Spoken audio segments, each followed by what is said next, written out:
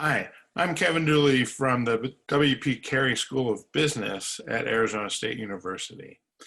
And thank you for learning a little bit about our upcoming issue for the Journal of Supply Chain Management.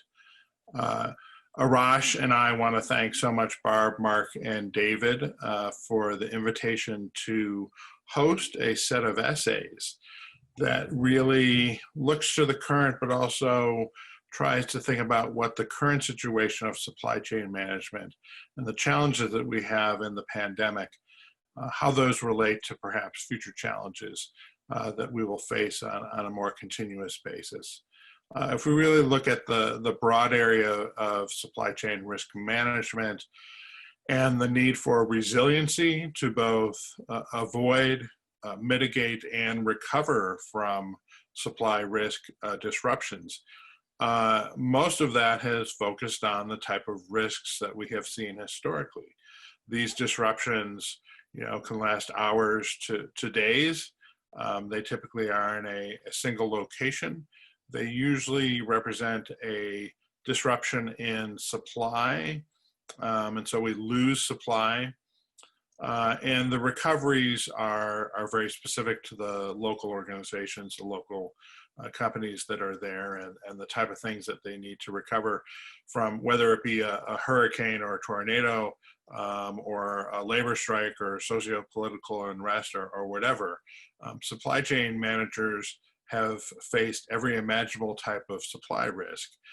However, these events that have had to be managed, again, have tended to be isolated. What we see in the pandemic is that we have a disruption event that cuts across all industry sectors. It is not just a drop in supply, but in many cases a drop in demand. We also see increases in demand and even increases or surpluses in certain supplies. And so we have a much more complex supply and demand disruption. This is temporal, and so we see that different regions of the world are affected at different times. We don't have just kind of factories becoming disabled, but we actually have workers who get sick. We have customers or markets that are constrained.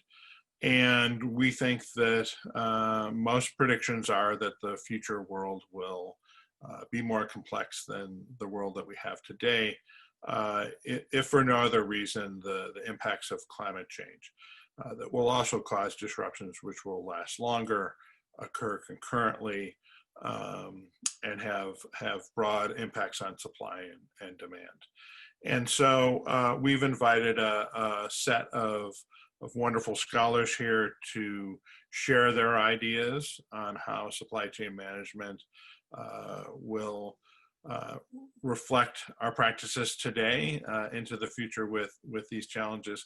We have manuscripts from Chris Tang, Manmohan Sodhi, Christine Harland, Gyongyi Kovacs, Ioana Falagara-Segala, David Ketchen, and Chris Craighead.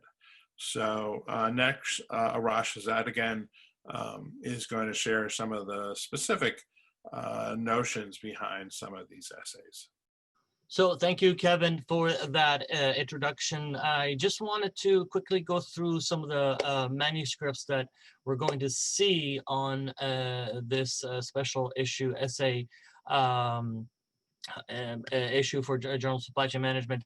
The topics are going to be somewhat varied, but they all come back to the future of supply chain in the face of risk and larger size risk in this new environment that we're dealing with. So future resilience strategies in terms of entrepreneurial embeddedness is one article that we're quite excited about. And so that alludes to the degree to which firms integrate small business capabilities into their supply chains. And that relates to a similarly formatted article with regards to resilience strategies by multinational corporations. And in both cases, be it through localized capacities, overseas redundancies, or even nurturing partnerships that are across industries, upstream and downstream, be it automotive, and be it pharmaceutical that use upstream chemicals manufacturers, how they integrate their efforts in terms of resilience, that becomes important. Another article that's important, I think, is through the use of knowledge that has been developed in crisis management in public sector and humanitarian supply chain and non-governmental organizations at the global scale, and what for-profit and commercial supply chains can learn from that. Of course, experience in the public arena is quite long and extended and global, so it behooves us to leverage again the nonprofit and government institutional sections in that regard. Another article talks about collaboration and the use of technology and human labor in combination, and even the use of online platforms in order for us to have a better understanding of how supply chain disruptions expand, proliferate throughout. And then lastly, an article that is written by Kevin Dooley and myself talks about what we call meso-level resilience, which really sandwiches between what firm-level, micro-level resilience and macro-level, which is institutional type resilience by governmental agencies.